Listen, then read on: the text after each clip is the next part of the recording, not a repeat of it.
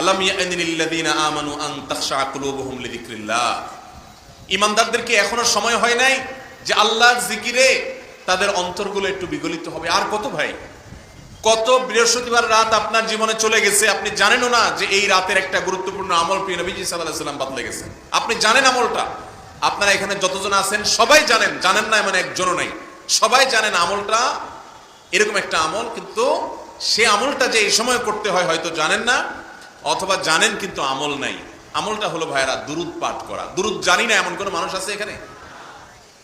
নবী করিম সাল্লাল্লাহু আলাইহি ওয়াসাল্লাম জুমার রাত যখন শুরু হয়, অর্থাৎ বৃহস্পতিবার সন্ধ্যার পর থেকে নিয়ে শুক্রবার সন্ধ্যার আগ পর্যন্ত এই 24 ঘন্টা সময় দুরুদ পাঠের জন্য নির্দেশ করেছেন এবং বলেছেন, কারণ সালাতুকুম মারুদাতুন আলাইয়া, তোমরা যে দুরুদ পড়ো আল্লাহর ফেরেশতারা সেটা আমার সামনে পেশ করে এবং বলে অমুক জায়গা থেকে, আপনি সুবর্ণচর থেকে